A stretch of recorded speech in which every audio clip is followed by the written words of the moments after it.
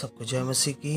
और एक नए विषय के साथ मैं आपका स्वागत करता हूँ मसीह यीशु में कि हमारा भीतरी मनुष्यत्व इनर मैन कैसे स्ट्रांग होता है, कैसे मजबूत होता है।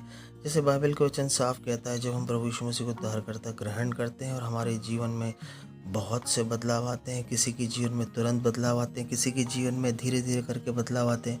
लेकिन सबसे महत्वपूर्ण और अहम बात जो है हमारे भीतरी मनुष्यत्व को लेके, हमारे दो मनुष्यत्व होते हैं। बाहरी मनुष्यत्व जो कि शरीर से मेल खाता है, शरीर की बातें करता है, शरीर से जुड़ा रहता है, और शरीर मन और आपका बाहरी मनुष्यत्व एक साथ मिलके काम करता है। भीतरी मनुष्यत्व जो होता है वो हमारा आंतरिक मनुष्यत्व होता है, जो अंदर से मिलकर काम करता है पूरी तरीके से।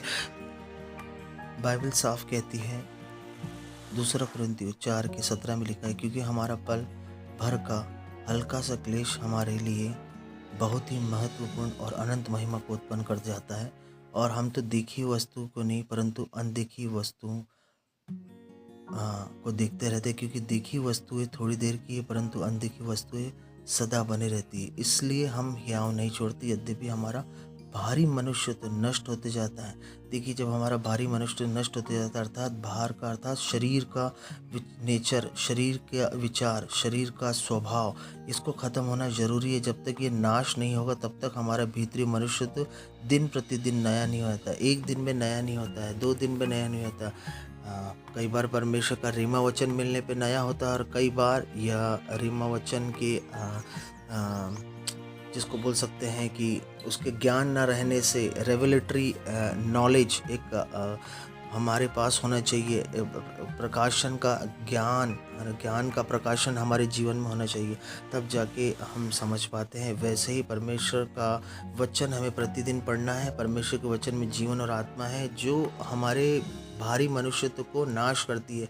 देखिए, हमारा भारी मनुष्यत्व किसी के बोलने से नहीं बदल सकता है, वो स्वयं ही हमें उसकी तैयारी करनी है। अर्थात हमारे भीतरी मनुष्यत्व को, जैसे हमारे प्राण, देह, आत्मा, बाइबल साफ कहती है तुम्हारे प्राण, क्योंकि बाइबल साफ कह रही है कि परमेश्वर जो शांति का परमेश्वर, वो आप ही हमारी आत्मा, प्राण, देह की सुरक्षा करता है।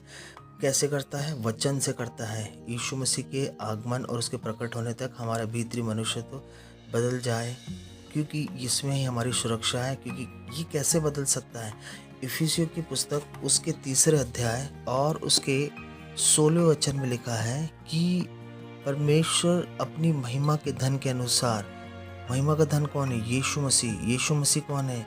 वो एक समय जो परमेश्वर के मुख में था, वचन परमेश्वर का जो देहधारी हुआ और उसने हमारे बीच में वास किया। अर्थात वो वचन जो महिमा का धन है, उसके अनुसार ही वो दान दे कर तुम्हारी वो अपनी आत्मा से हमारे भीतरी मनुष्य तक अपनी सामर्थ्य से बलवंत करता जाएगा।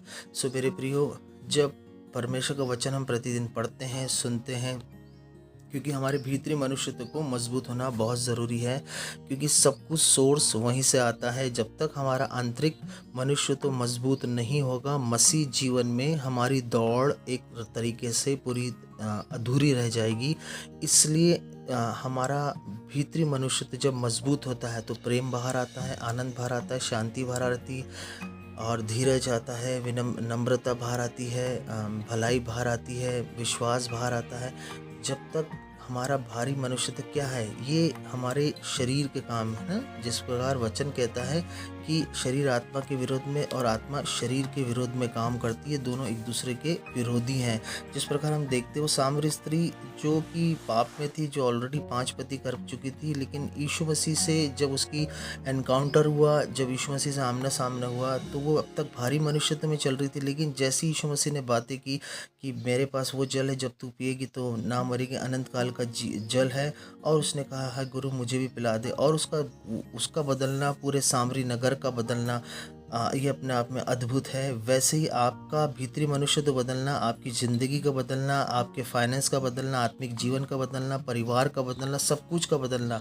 क्योंकि जब एक रेमा वचन आपके भीतरी मनुष्यत्व में आता है तो वो आपकी वो शारीरिक काम को जो प्रकट रूप में दिखते हैं, व्यभिचार, गंदे काम, लुचपन, मूर्ति पूजा, टूना, बैर, झगड़ा, ईर्ष्या, क्रोध, भूख, धर्म, मतवालापन, लीलड़ क्रीड़ा, वो सबको खत्म कर देता है। तो आपके समझ में आएगा। तो आपका भीतरी मनुष्यत्व परमेश्वर आपको भीतरी मनुष्य तो परमेश्वर पूरी तरीके से मजबूत करे, ताकि आप मसीह में विश्वास के साथ प्रतिदिन वो जो चाहता है उस मार्ग से जिससे वो प्रसन्न होता है आपको लेके चले, ताकि आप हर दुर्घटनाओं से, हर विपत्ति और परेशानियों से बच सके। परमेश्वर अपने दूतों को भेज के आपकी छावनी की प्रतिदिन रक्षा करता है। आपकी जब भीतरी मनुष्य तो मजबूत होता है वचन के द्वारा, आराधना के द्वारा, संगतियों के द्वारा, तब आपकी मन की आंखें ज्योतिर्मय होती है और आपका आत्मिक जीवन सफल होता है, और उसके बाद जो आपसे हर चीज़ जुड़ी है वो सफल होती है। परमेश्वर आपको आशीष दे। मैं विश्वास करता हूँ कि आपको ये वचन समझ में आया। हमारे चैनल को लाइक करें, सब्सक्राइब करें।